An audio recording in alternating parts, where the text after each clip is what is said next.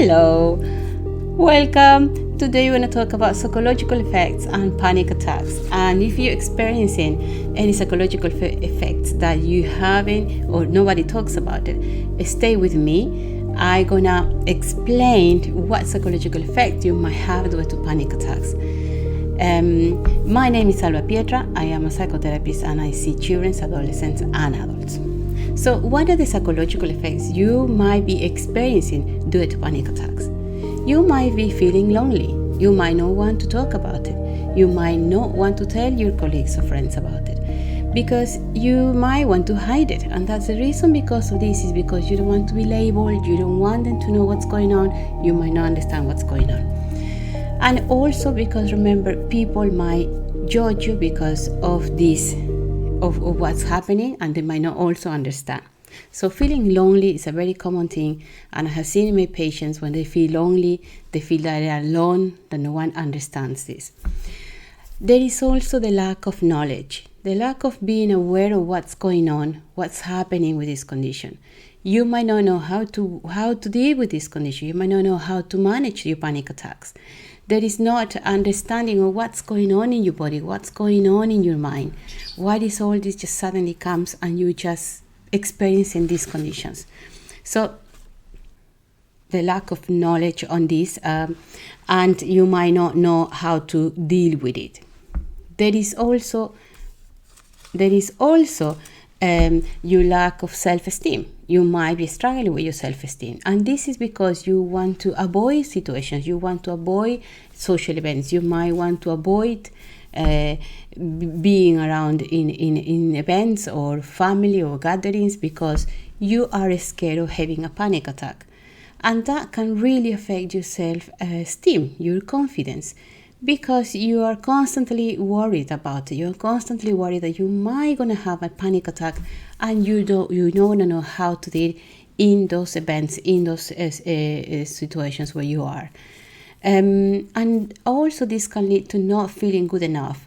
You might start thinking, I'm not good enough, I'm not brave enough, I'm not strong enough, I'm not capable of doing these events because of the fear of having a panic attack. Another condition also that you might be experiencing is feeling constantly anxious. You might start feeling constantly being aware and anxious about situations, anxious about events, anxious about going outside because you know that you're going to start experiencing these panic attacks any moment. And that can be very devastating to be anxious all the time. Sleep is a big one.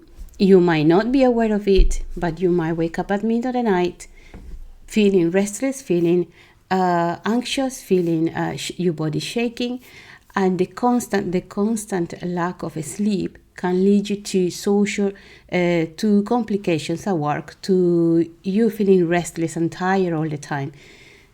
In the long term, the lack of sleep can affect you very profoundly, that you might really need to get some medication or something to sort this, because it will affect all areas of your life.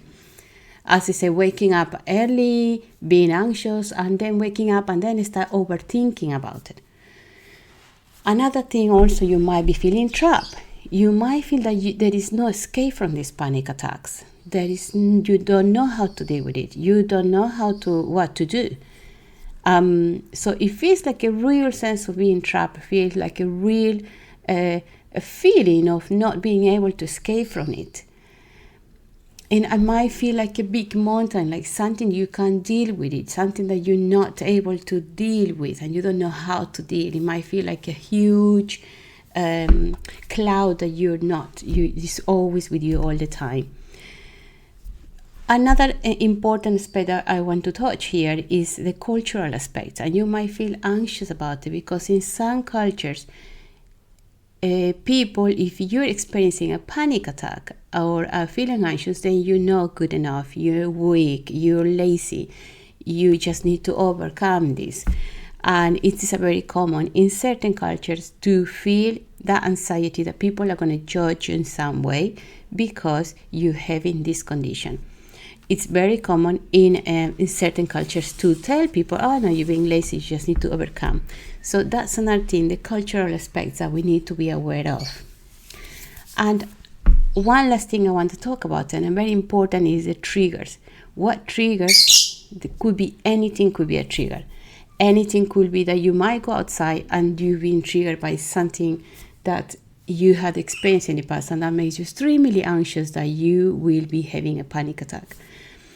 And this can be constant. It can be constant. It might be the situations, environments, people that you are with that is triggering those panic attacks that you're not aware of. So these are the most psychological effects, and the constant lack of ability to be present in situations like at work, like education, academically, or as a parent, or as a student, or even in projects, even in a meeting. You cannot be present because you constantly are worried, you constantly are aware that something might happen, and you might have these panic attacks, or a trigger comes and you constantly, this constant feeling of being anxious could be very damaging. So these are the psychological effects, and I wanted really to explore this. I want to stay a little bit on this topic of panic attacks, and I might explain something else about later about how this happens, and also might do another video about how to cope with it. So as I said, I'm a psychotherapist. You got my number, you got my emails. Do contact me if you need help. Please do get support as early as possible. This condition can deteriorate and really can affect all areas of your life. So it's extremely important to look for help as early as possible. And do find a psychotherapist who can help you with this, who can help you with all the symptoms across your body and mind and spiritually. All the best, and I hope this helped you.